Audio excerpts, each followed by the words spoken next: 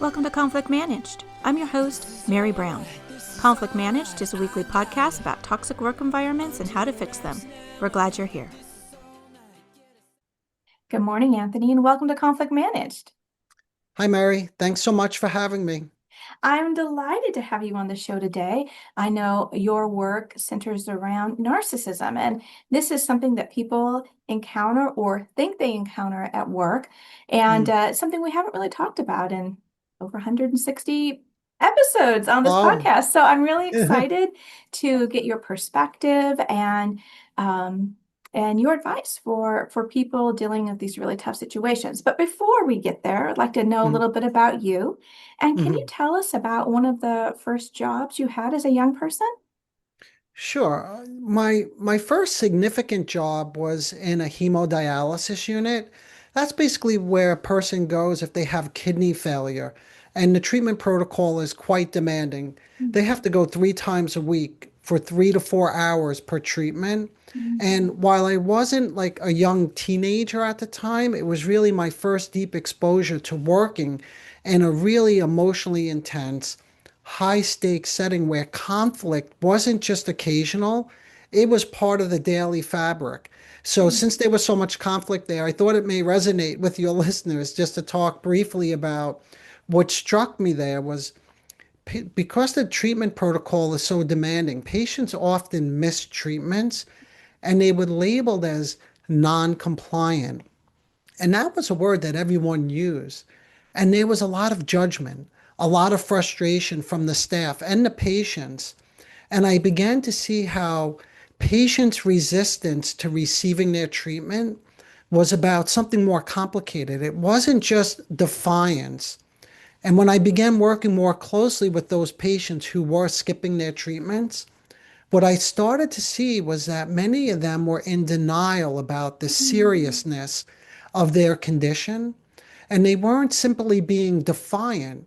They were often not living in the reality that skipping treatment increased their risk of morbidity and mortality. So the skipping treatments was easy for them. And just to stay with the idea of conflict, one might actually say that there was not enough inner conflict. In other words, they were not conflicted enough about missing their treatment. And that's really what opened the door to getting closer to their experience and then really starting to appreciate what we call personality disorders. Narcissism personality disorder, something in particular that I focused on, because in personality disorders, they tend to create their own sense of reality, which is oftentimes very different than the shared reality. What a great answer. Mm. And there's just so much going on in there because so many times when we are caught in any kind of conflict, we end up labeling somebody else, right? And so this non-compliant or defiant. And so if I think the issue is you simply are digging your heels in, you are being neglectful willfully, right? Then I'm going to Yes, have a particular stance and attitude and policy to remedy that because that's what I think the problem is. But if exactly. that's not the root of it, and so many times we spin a narrative about the cause of a particular behavior, but Hmm. if we've got the cause wrong, and many times because we haven't checked, we haven't asked, we Yes, haven't been yes, curious. yep, Um, exactly. so how did you come by that curiosity? What was it that made you not just stick with this narrative that had been given to you? Yeah, because what I was beginning to see is there was so much frustration in the facility itself. Because, like as I mentioned, it wasn't just the staff who were trying to impose their will, which is basically what you were just describing, but the patients were pushing back on this, right? So it's like the more they imposed their will, the more they educated them, how important it was to attend to their medical treatment. It almost seemed like the more they missed or shortened their hemodialysis sessions. So when I did a deeper dive into the literature just to understand how does one work with something like this, what I realized is there weren't many, if any, effective interventions at that time. They were all made, they were all educational. And I was studying psychoanalysis. I was in a postgraduate training institute. And trying to get closer to somebody's subjective experience was something that I was learning quite a bit about. So I thought, hey, maybe I should try this and see if I could get closer to them. I actually ended up doing a research study where I used it as my dissertation for my PhD, where half the patients who participated got usual care and the other half got an intervention that I created, which is basically what we just do as practitioners, is getting close to their experience and understanding what's interfering with them living in the same reality, that the rest of us are in. So that's sort of the direction it went in. Yeah. And how effective was it? We ended up increasing adherence, we call it, instead of compliance, 200%. So the people who Mhm. participated in the intervention group was just basically me sitting down and talking with them over the course of 3 or 4 months, had a 200% improvement in their adherence, where the control group, the one that got usual social work care, ended up getting worse. They had like a boomerang effect. So it's like the more education you give somebody, the more resentful they became. Mhm. And then we followed them up after the intervention was done. And what we saw was when you stopped educating patients about the consequences of doing something wrong, because that's the way it comes across, they return back to their baseline level of non-adherence. So leave them alone and they'll just be at base. But you try to educate them and get them to do something, they actually get worse. Yeah. That is so interesting Yeah. because I think maybe intuitively on one level, and I've heard this for a very long time, education is the key. We just need Mm. to educate. And if we educate them, so my background's in philosophy and Mm. John Stuart Mill, that's taught ethics for a very long Oh. time, is this Hmm. idea that the reason people are choosing a certain kind of behavior or pleasure is because they're not educated. And so we need to democratize, educate people, and then they will more than likely choose the better half, the better part. Yes. And that Yes. may work in some Hmm. circumstances, but when you're talking about coming up against a kind of denial of reality, which Yeah. I can think about my own life and how that can resonate in certain areas when I'm not in a position to hear or see. In fact, you're Yes. driving me away. Exactly. Yeah, Yes. education may be really valuable. Let's Mhm. just say for people maybe who are not struggling with some type of personality disorder. Mhm. Right? Maybe the general population, maybe people could take education and change their behavior. Although that's probably, I'm not sure if I even fully believe that because Yeah. there's so much education out there on, let's just say, for example, diet, Mhm. right? But yet we have very high rates of obesity in this country. And I don't think it's because people are not educated, but I mean, that's a digression. That's a whole nother story. But yeah, I mean, we have to take into consideration that there's a whole emotional world that goes on inside somebody in addition to the education alone. Yeah. Yeah. And if you would just clarify this for me, you're not saying this denial is part and part, like if you have a personality disorder, you're going to have this denial. And if you don't have a personality disorder, you won't have it. Because I can imagine most people in different circumstances, given their past, their present, what's going on, there is going to be this sort of denial. Yes. And that's just, in a way, a reasonable response given the circumstance. Yes. But it isn't symptomatic necessarily of a personality disorder. Is that correct? Yeah, no, that's such a good point. And what you're getting at is it exists on a spectrum. And that's like Mhm. narcissism as well. If we're trying to say like, okay, what is narcissism, right? I would say the same thing. It exists on a spectrum, just like denial. Mhm. So you have what's considered healthy denial, which means we all have to get out in the world and live. And there's a possibility that, we could get hit by a car, but we don't necessarily think about that every day. So some level of denial is really necessary for us to go on living. But however, on that continuum, then yes, of course, it could cross over to what may be considered more pathological denial, like the Mhm. fact that morbidity and mortality is increasing. You're in and out of the hospital, but yet you're in Atlantic City playing the slot machines and skipping your dialysis treatment because you don't really believe you need it. Mhm. That may fall more on the range of what we would call pathological denial. Mhm. It's interesting. Yeah. Now, you mentioned narcissism, and that word and idea gets bantered around a lot in pop culture. So, can you maybe, you know, juxtapose like maybe this pop culture understanding people have versus what clinically it is, what it really is? Yeah, sure. And I think you're sort of into this already because narcissism, like I mentioned, exists on a spectrum. It's not always pathological. Mm. So and it can be confused in the workplace. That's why I think it's really helpful to like distinguish between the two. Healthy narcissism involves reality-based self-esteem, ambition, the ability to take pride in your own accomplishments. So someone may appear confident, assertive, hardworking, even perfectionistic, right? Mhm. These are all qualities that could help them succeed and overcome obstacles and become leaders. But these qualities are not necessarily pathologically narcissistic, right?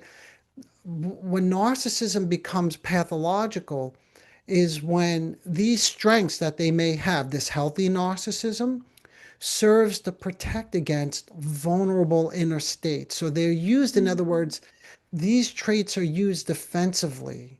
So they're protecting against deeper feelings of what? Shame, emptiness, helplessness, inadequacy, who knows what. We don't really know until we get closer to them. Again, like I mentioned earlier, with appreciating somebody's subjective experience, but they're protecting against something. And to understand really like when narcissism becomes pathological, we need to look more closely at one of the core structures. This is the main feature of narcissism, and this is what differentiates it from my own experience between healthy and pathological narcissism. It's called the grandiose sense of self. Mm. That's a self that appears powerful, um, that always has to be admired, function autonomously, but it serves a purpose, and that's to mask those deeper internal vulnerabilities. So it's like a patch over somebody's sense of self-worth, this grandiose sense of self patches over the more fragile, vulnerable sense of self. And that's Mhm. one of the key distinguishing factors of pathological narcissism is the development of this structure that doesn't budge. It's like it's ossified, it gets stuck. So again, even in the service of trying to take reality into consideration, if we think about those hemodialysis patients, it would be really hard just to educate them because that's reality, and they don't Mhm. want to hear that. Mhm. Yeah. When you're talking, it made me kind of think about like a shellac or a shell, because my very limited understanding of narcissism or dealing with someone who's narcissistic is that things just bounce off of them, right? So Hmm. using logic, Hmm. reality, in a way is a non-starter, and you're very unlikely to win that kind of argument because Yep. of Exactly. what they have developed over the years to project and maintain this, Hmm. oops, sorry, this image that they Yes. have of themselves and that they're projecting outwards. Yeah. And I'll just add one more piece now that you said that. The grandiose self, it's not just about self-importance. It often includes contradictory states. And Mhm. this is really significant because if you're thinking about someone in a leadership role who creates a lot of havoc, around them, because it's not just as simple as being admired, being the best, but there's also this hidden vulnerability that I alluded to a moment ago. So what happens is the grandiose sense of self is made up of idealization of oneself and others, but also devaluation of oneself and others. So even yes, the narcissist, when they feel slighted or they're corrected for something they did, they begin to devalue either you or themselves because they become very self-critical as well. And they have a sort of what you're describing as an emotional detachment. Like there's sort of an elusive aloofness to them or a dismissive quality. And because of all these traits, they have a very limited capacity for empathy. All of what you can imagine would make So like somebody like this as a leader, very difficult to work with, especially because if they have all these very fragmented parts of themselves, one minute they're great, the next minute they can feel very deflated, as can you. It's going to be very chaotic working with them. And you're going to be what we call walking on eggshells, like not really knowing how to gauge them or how to relate to them, especially since they have such a hard time relating. So genuine intimacy, which again is really important in the workplace, because if you don't have some kind of intimacy, it sabotages collaboration. There's no collaboration. There's no sense of working together. Since relying on others, for people who are pathologically narcissistic, relying on another person makes them feel very weak or humiliated. Like it's pathetic to rely on somebody else. I have Mhm. all the answers. And that can be quite threatening to these individuals. So all these mechanisms that make up the grandiose sense of self, the idealization, the devaluation, it leads to what we call splitting. I don't know if you've ever heard of that, but Mhm. splitting is like living in this world where things are either good or bad. You're either with me or you're against me. It's what we Mhm. call black and white or black or white thinking. And splitting often leads to another way they protect themselves is called projection, which means anything bad in me gets pushed out, ejected, and put onto people, like for example, in the work environment, people who are working beneath you. So all of these things make, again, relating to somebody like this, if you have a boss or a colleague like this in your life, it becomes really challenging in terms of how you begin to relate to them when all these different things are happening, sometimes, simultaneously, believe it or not. Yeah. Yeah. Wow, sounds like a minefield to Yeah. try to navigate. Yeah, because I deal with conflict management, I always think Mhm. there are these red flags. So if you're walking on eggshells in a work environment, that's a red flag. Something is wrong there because we're all adults. We're here to do our job, and we ought to be able to have a predictability and Yes. civility standards in which everyone is held to. I mean, people make mistakes, people have bad days, but we have these basic rules of how we engage with one another so that everyone can thrive and flourish in a healthy work environment. But those are Um, shared. Those are shared rules, right? right, right. They have So to be now shared. again, if we're thinking about a personality disorder like the narcissistic personality, right? Or someone who Mhm, has these traits, they have their own set of rules, you see. mhm. It's like there's this expression like they don't wait in line because waiting in line is for suckers, but waiting in line is part of, or it's like a rule, an unwritten rule and what makes things go in an organized way. Yeah. So they have their own set of rules, which again makes this really complicated. How common is pathological narcissism? How often would somebody really encounter somebody who is, you know, all the way over here on the spectrum? Yeah, it's such a good question. In the general population, the prevalence really ranges depending on the level of skill of the person assessing the personality disorder, Mhm. because these people often present in a way that's very well put together. Remember, these could be leaders. These are leaders. That's what we're talking about. CEOs. They could be the president, like they hold these really high positions and they're really good putting what we call a false self presentation in place. So, in other words, they present it in a really organized way. It's when you start getting closer to them that you see this stuff that I'm mentioning, like the projection and the splitting and the devaluing. Mhm. But prevalence range is usually around, in the general population, like around 3 to 5%. But when you put these people with clinicians who are more skilled at assessing narcissism, the prevalence can go way up to 15%, believe it or not. Mhm. And then you got to, and it depends what environment you work in too, right? Mhm. If you're in like banking or in some industry where this is more prevalent, the medical field in particular, I do a lot of work in that field. Many doctors experience these traits. So it also depends on the field that you're in. Yeah. Mhm.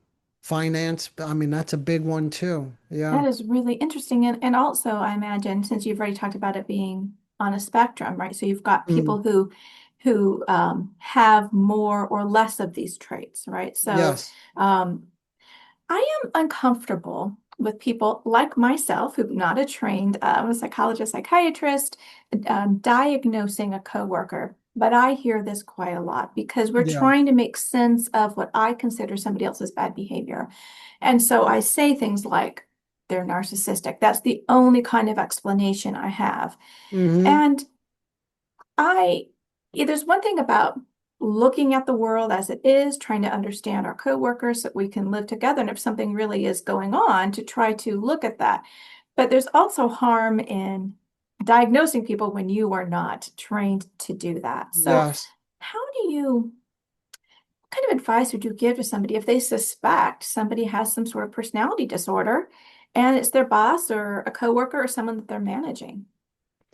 Um, yeah, maybe we could sort of back into that question and think Yeah. about how can you even like recognize, like how can you spot whether somebody has these, let's just call them narcissistic traits. So we're not like diagnosing anybody because I think we both agree using like the formal diagnosis is you really have to have a level of expertise and know somebody over a period of time before you could say they have narcissistic personality disorder, which Mhm. is a very serious diagnosis, obviously. But first thing you want to do is you want to recognize, does someone like, how do you even spot these narcissistic, what I would call patterns? You see, because that's part of a personality disorder, is there has to be a pattern to it and it has to occur over time. It's not like just somebody's having a bad day or a bad week. So one thing to be mindful of is if you're working with somebody or you have a boss or a coworker is you want to think, do they take credit for your work? Like in other words, if you are on a team and you are participating, do you get the credit for doing whatever it is that you participated in?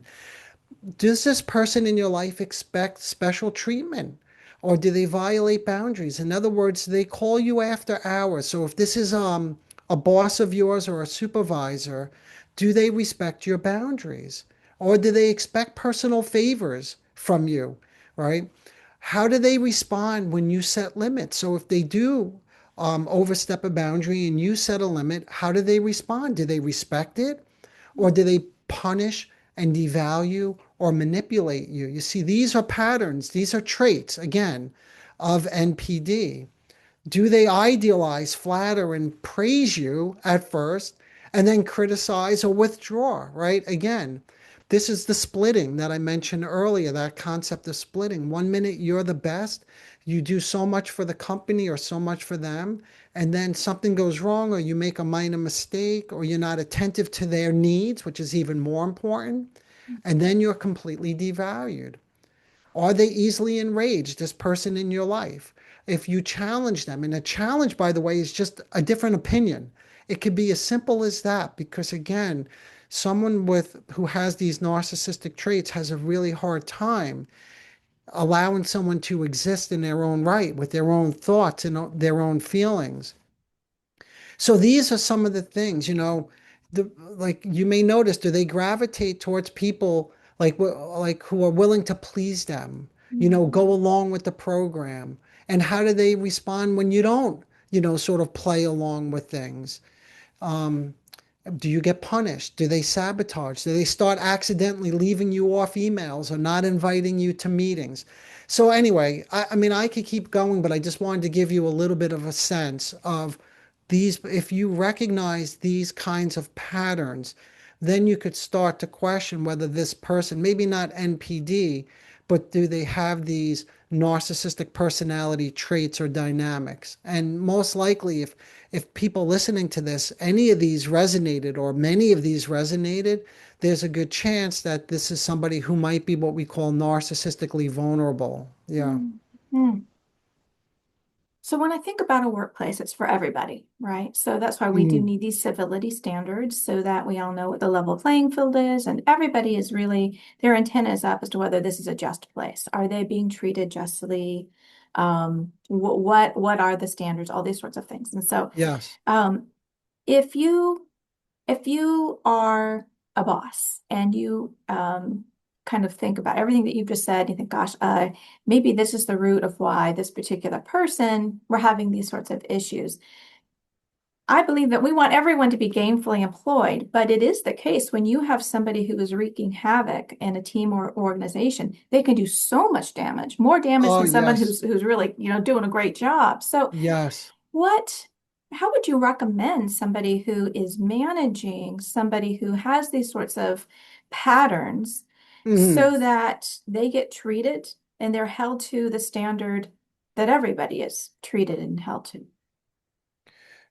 Wait, I just want to make sure I understand that. How would I recommend that they get treated? So the person who has these narcissistic characteristics, you mean? Yes. So in other words, it's like, how do we get them in line? Is that what you mean? Yes. How do we get them to follow the program that is expected to be gainfully employed at this organization because this is the standard for everybody here? Okay, so I want to answer this one from a psychodynamic perspective, which is going to be a little bit surprising, I think, to you, but Okay. let me give it a shot and I'd love to get your reaction to this. Okay. So the first step then is from is understanding what the narcissistic person pulls you into. That's the first step because they don't behave, you're saying, if I'm understanding it correctly, they're not following the rules, right? So they don't just behave in a certain way, but they create what we call a relational field. In other words, it's all about trying to get people that people who are working under them, let's say, to behave in a certain way. See, that's why I said to you, Mary, wait, we're trying to get them to behave in a certain way, but they're trying to get everybody around them to behave in a certain way. And that's the first step, is not getting pulled into this, because the moment someone starts organizing, like if you start organizing your energy around managing their mood or looking for their approval, which is very common when you have these kinds of bosses, that you look to please them. Once you start giving up your own needs in any way, compromising your values, let's say, or your own standards, then your internal world is beginning to revolve around them and their needs. And this is when your sense of self begins to erode. So helping them, I would say, starts with helping you. Okay.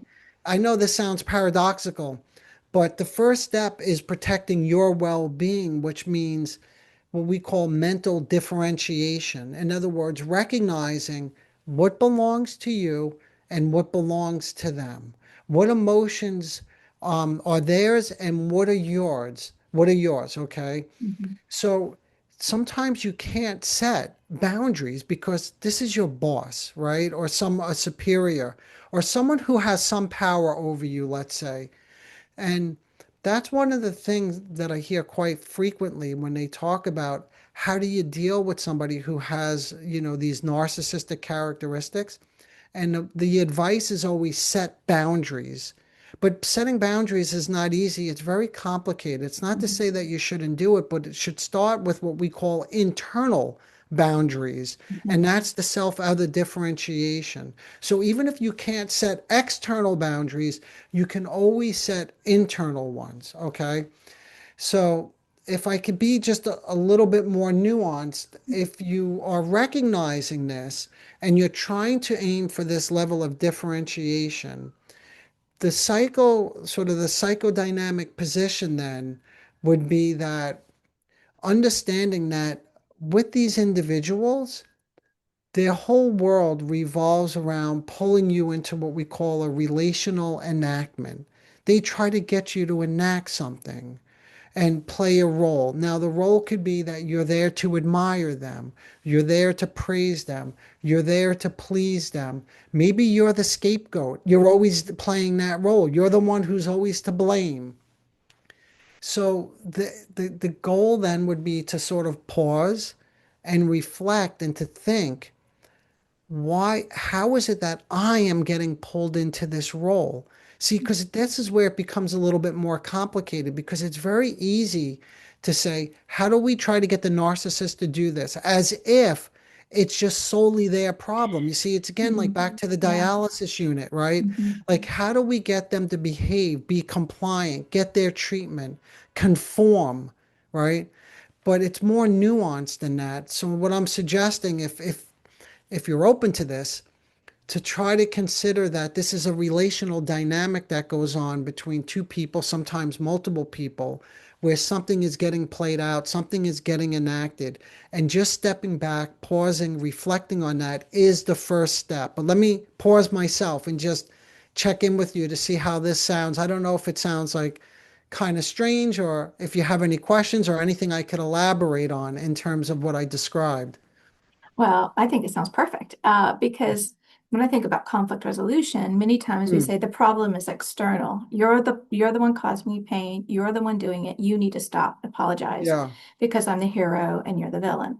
But conflict management is always first and foremost about personal empowerment. So it's about that pause and understanding because we are lost in the forest, right? So Mm, de-escalating the self, figuring yes. out what is going on with me. Why do I value this over that? Yes. Why is this Yes. getting Yes. me Yes. over that?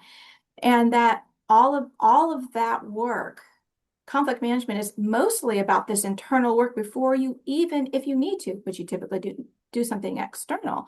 But it's really uh, yeah, extracting yourself from the circumstance and seeing what part am I playing in this. And it could Yes. be like in the everyday conflict management, it could be that it's been 3 months and I haven't said anything, and so I've normalized this relationship. Okay, well, i can Yep. i can take ownership of that. I did not do this.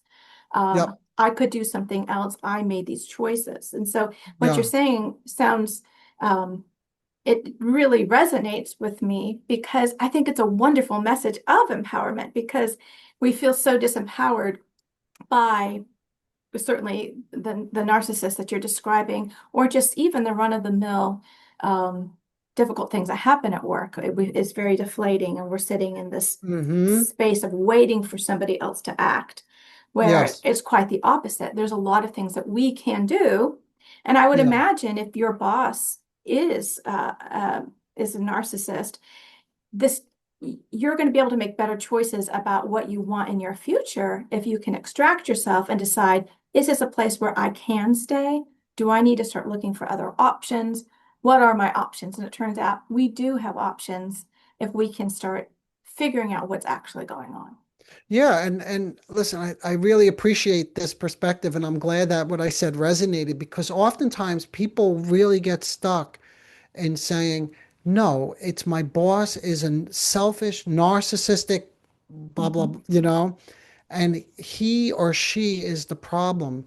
And that sort of limits one, and this is another question, in terms of thinking of questions one can ask themselves, like when they slow down and they pause and they think about what they feel when they're with this kind of person is there a pattern? Like, have I, some of these people come to me after having been through multiple jobs, and what I begin to help them see is there's a pattern that has developed over time with people who are in leadership position or who have authority over me, where I begin to feel this way. And Mhm. then not intentionally, but I start arriving late to work, or I start making errors that and I'm a bright person. These are not errors I typically make. So the question then becomes, if you can't leave the job, right, Mary? Like that's Mhm. one way out, which is great, but not everybody has that option. So then it's like, well, what if I can't leave? Then what? So then the question is to slow down and think, where is this coming from within you? Like you can once you differentiate, what's the pull? Like, what's the pull to always be on call, to always please the boss, right? To be there, to respond to text messages over the weekend immediately, right? What role you can ask? Am I unconsciously? You're not stepping into it intentionally. And what anxiety or fear might be driving it? In other words, what if I don't respond to the boss right away or run errands for him or her? Mhm. What's the fear? So, what might it be like? We call this maintaining an observing ego. So, what would it be like to step back and observe what Mhm. part you're playing? And this is empowering. I'm so glad you said that. It's not about blaming. It's not like we're saying this is somebody's fault because remember, it's a relational dynamic that gets enacted. So it's not like it's somebody's fault. But this is what leads to insight. And like you said, this is what leads then to hope. That Mhm. if you first have maybe some insight into, yeah, what's going on? Why am I feeling this pressure? What am I afraid of? How am I contributing to keeping this dynamic alive? I don't like it. I'm not saying I like it, but I can't get out of it for some reason. And I need to really step back and think, what keeps me compelled or, Mhm. sort of entrenched in this dynamic? All that could be really helpful because now you have a different way of responding to the boss if you can understand your own role in it. Yeah. Yeah. Absolutely. I don't think that we're ever, certainly our role at work is not to change anybody's personality, but we can look at Yeah. behaviors that are not working for us. But in order to get to that place, I have to untangle all of my emotional responses. And so Yes. I have heard this term, and maybe you could talk more about it because you'll be much Hmm. more articulate than I am, but this idea of gray rocking. So, right, somebody is presenting this particular emotional state or whatever it is they're projecting, and I tend to have a certain sort of emotional response to it. And so instead of doing that, I just sort of close it down and decide to have a different or try to work towards a different emotional response, which is just kind of blank towards Yes. whatever it is they're giving me. Yes. Yeah. I do hear this, and this term is often coupled with I forgot. There's another term. I'm blanking on it right now. Oh, going no contact. Hmm. Right. They're very similar, but what they both imply is what? To distance yourself from this person. Mhm. And on my own podcast, and I've had many guests that I sort of get into this with because I don't believe that this should be a first line of defense. I mean, Mhm. this is my own bias, but of course, this is appropriate if you find yourself in a very abusive relationship or you feel like your own emotional bandwidth is limited and that's the best you could do. Now, if I had guests on my shows and even people who are with like this one fellow who came on a couple times has a daughter who's really struggling emotionally. And I was trying to show him how to get closer to her experience. Again, back to the dialysis, right? Mhm. Get closer to their subjective experience. And people sometimes advocate, no, you need to push it away. Like you need to put up a shield against it. And my sense is if someone is projecting something onto you, and this is someone you love or you care about, or in this case, it's a boss and you need to hold on to your job, the question becomes for you, and only you can answer this is, can you contain some of that? In Mhm. other words, not push it away or shove it back on them, but contain it. So that if you have, let's just say a hypothetical situation, you have you want to contribute to the team, but the boss knows everything, right? And he shuts down your feedback.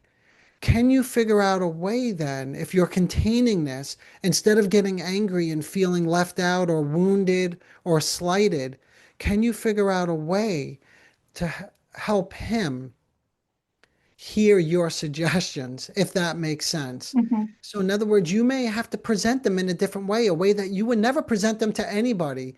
Like, hey, listen, Jack, I know you have this covered. You always come up with the best way, to handle these problems.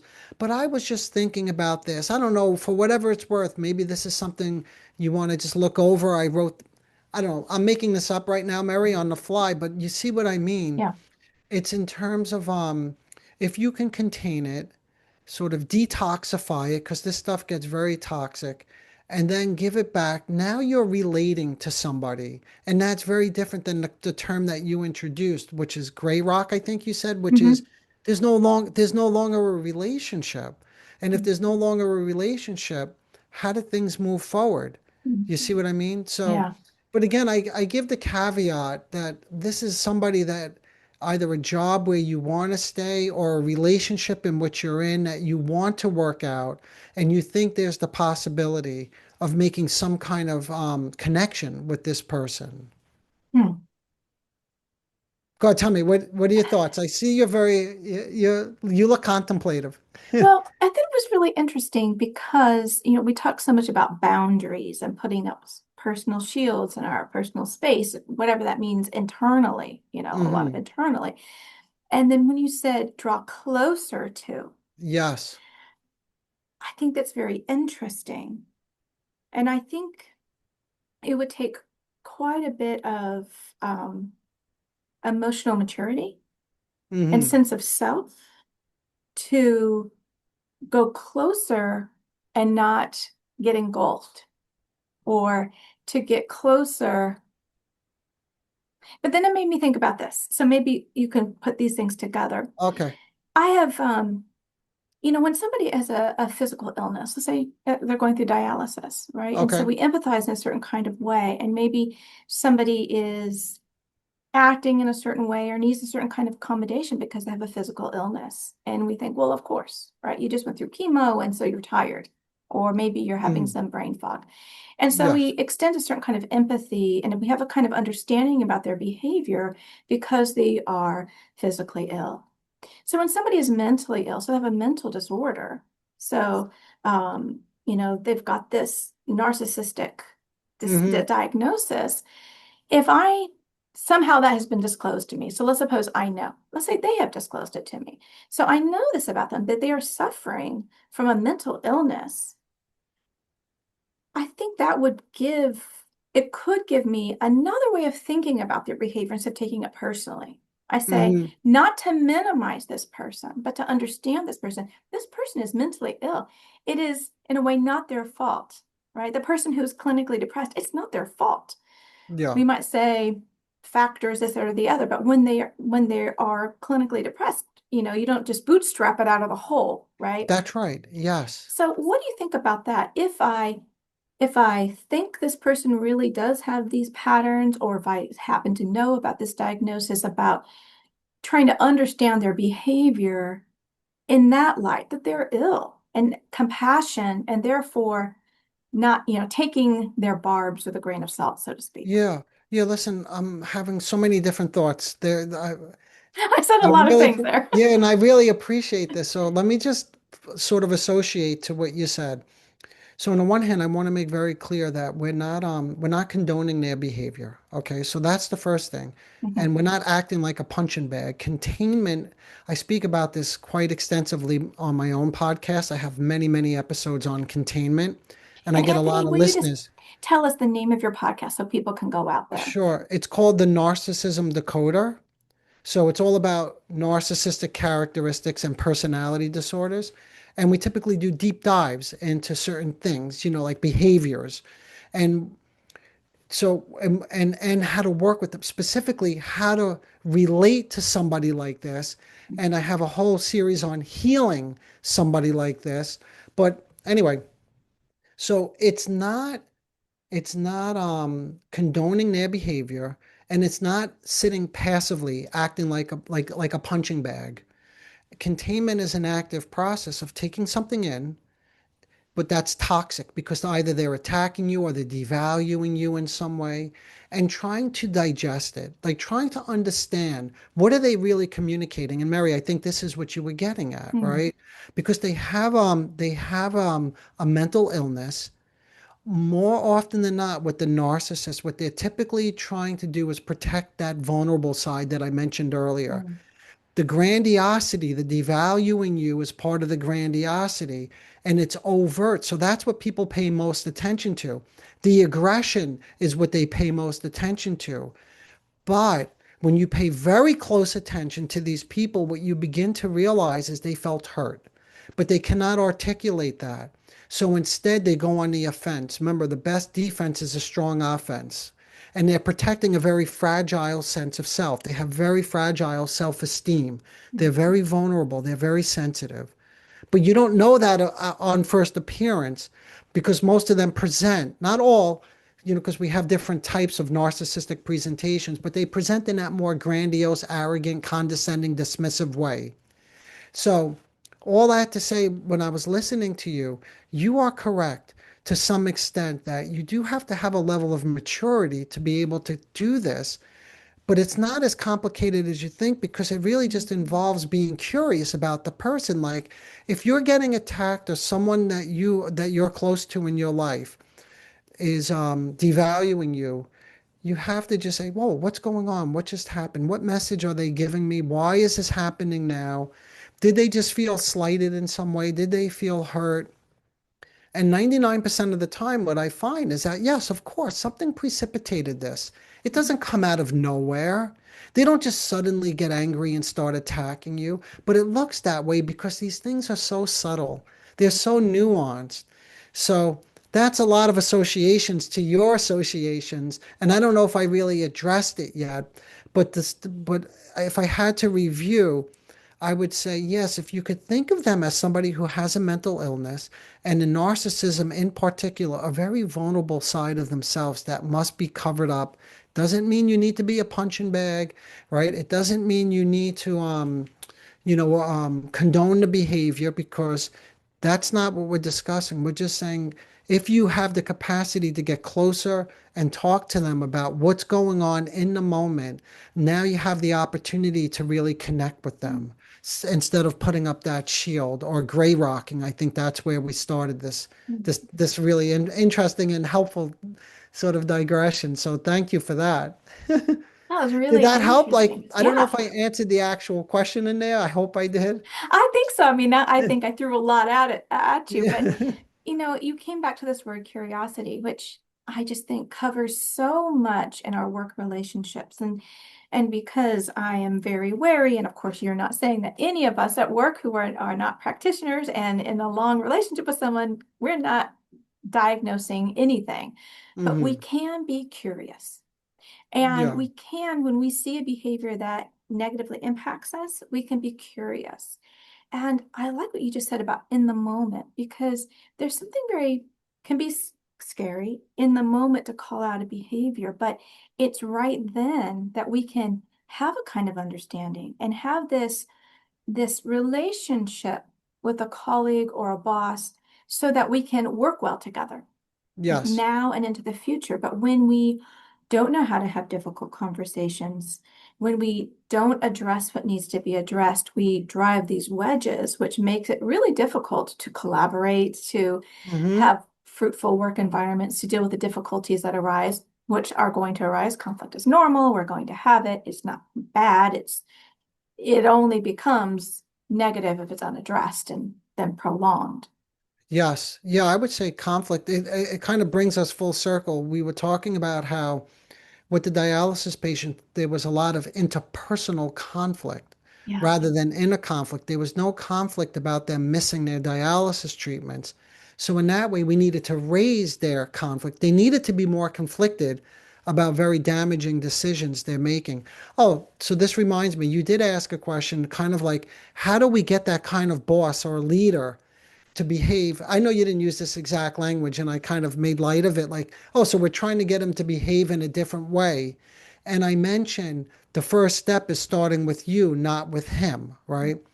But one way to do that, another way that I was just thinking now that you brought us back to conflict, is this kind of leader may have no conflict at all about the way they treat other people. So a secondary goal would be to help them become more conflictual, Mm, right? And by doing that, you hope to raise internal conflict because that kind of conflict is good. It's good to be in conflict and not just think that you know everything or everything is always everybody else's fault. mhm, Inner conflict is a developmental achievement, to your point. mm, And if you can raise their level of conflict and engage their curiosity and get them thinking, well, why is it you think that so many people on your team quit in the last year? right. Like, have you given that any thought at all? What's your theory on that? Is that something you like to talk about a little bit? Because I have a theory as well, if you're open to hearing it. You see, now we're trying to engage someone in a discussion. Mhm. We're not blaming him.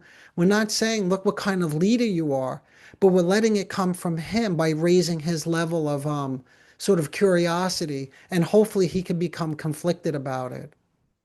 That's a really interesting because another thing that I see, not necessarily with a personality disorder, but somebody is having a conflict with another colleague, but the other colleague doesn't know it, right? Hmm. Because from their Yes. perspective, everything is fine. Yes.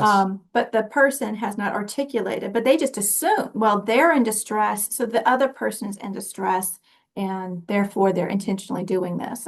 I'm very interested in what does it mean to be quote unquote professional.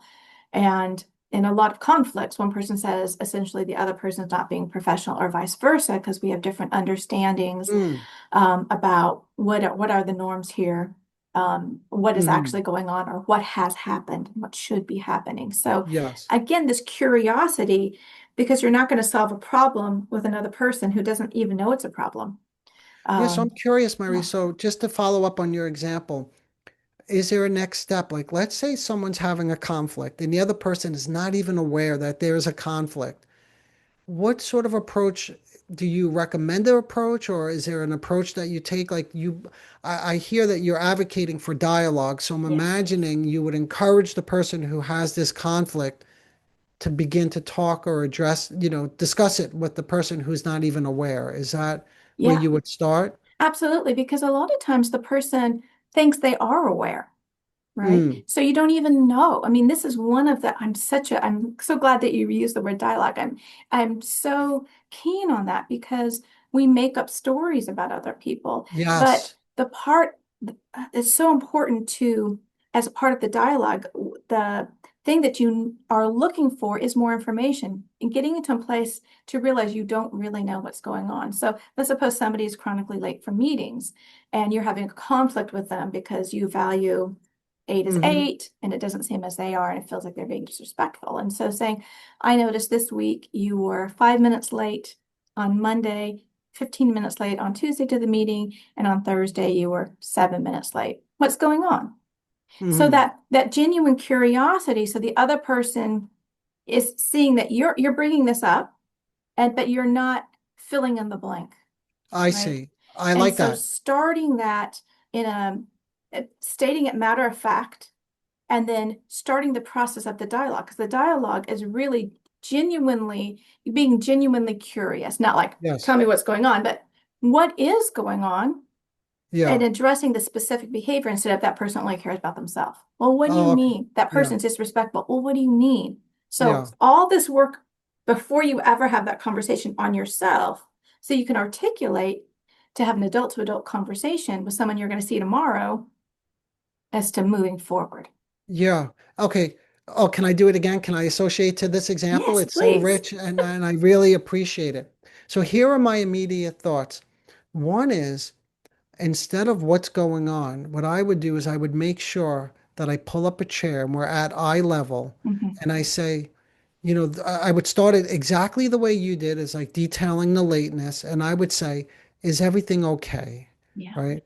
And that's a little different than what's going on. And words in my field are like so important. Yeah. But I'm genuinely curious or concerned, like, is everything okay?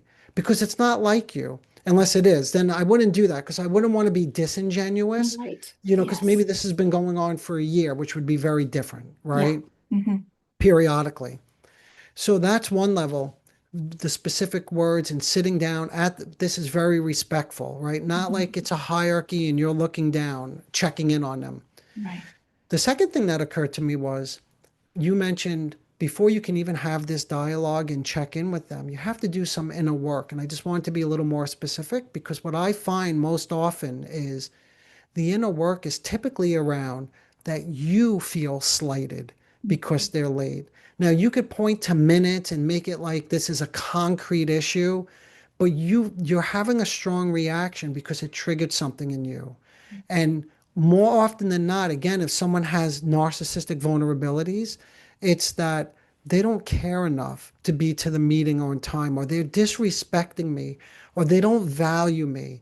These are the thoughts when you start getting closer to somebody who's having a reaction to somebody who's late. So dealing with that first becomes really important. It's not blaming that person. Again, we're not blaming, but that positions them then to approach this person without any resentment, because there could be a lot of resentment if you feel slighted yourself or disrespected because it's so personal when somebody comes in late. Yeah. I Yeah. love that. I mean, absolutely. First of all, what is late? Why is it valuable to be on time? These are all perspectives. I mean, what does it mean to be on time is cultural, organizational, and then why is it valuable whenever we've established what on time means, right? And so Yes. Yeah. understanding that those are perspectives, but that you have them, and so Yeah, you can that's own them. I like that too, and that's something that you have to think about in this conversation before you even have it is, were these rules of engagement set already? Like, what were the expectations? Mhm. Maybe they weren't clear. Yeah. Maybe you were a little too loose with them from the beginning.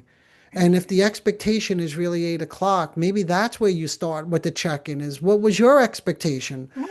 If the meeting starts at 8, what were you thinking? That means 8:05 or 8:10, or like, how did you understand that? Right. Yeah. Absolutely. Oh my goodness, this hour has gotten away from us. So Oh, I would okay. like to, I thank you for all that you've been talking about. And I want to end with this question. As you look into the future of work, what do you think needs to happen so that not only will workers be treated with dignity and respect, but that they will thrive and flourish?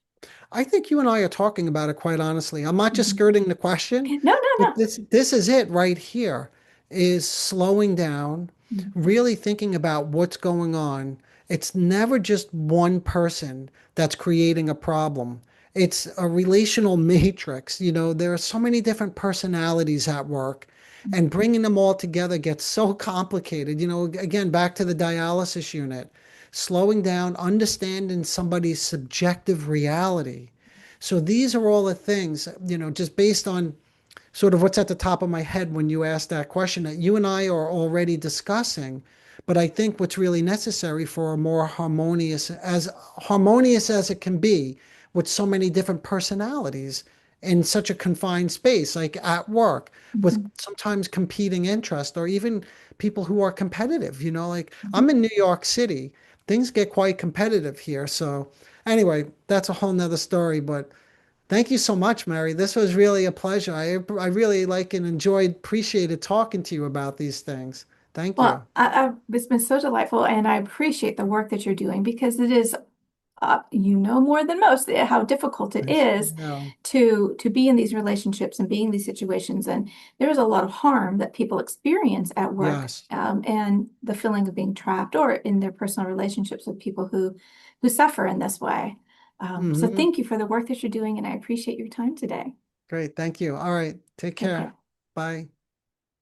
Anthony, thank you so much for being on Conflict Managed. I really enjoyed our time together, and I appreciate the work that you are doing to help people who have this disorder and those who are around them and in their orbit so that we can all have fruitful, healthy environments at work. Conflict Managed is produced by Third Party Workplace Conflict Restoration Services and hosted by me, Mary Brown. You can find us online at 3pconflictrestoration.com. Come back, we have new episodes every Tuesday. And if you haven't had a chance to check out my latest book, it's How to Be Unprofessional at Work. It's 80 tips of what not to do and considers what to do instead to have a healthy work environment. If you'd like to watch this episode with Anthony and I, it's on YouTube, and I definitely encourage you to go out and see more of and listen to Anthony's podcast, The Narcissism Decoder. I've looked out on YouTube and it looks like a fabulous podcast. Our music is courtesy of Dove Pilot. And remember, conflict is normal and expected. Let's deal with it. Until next time, take care.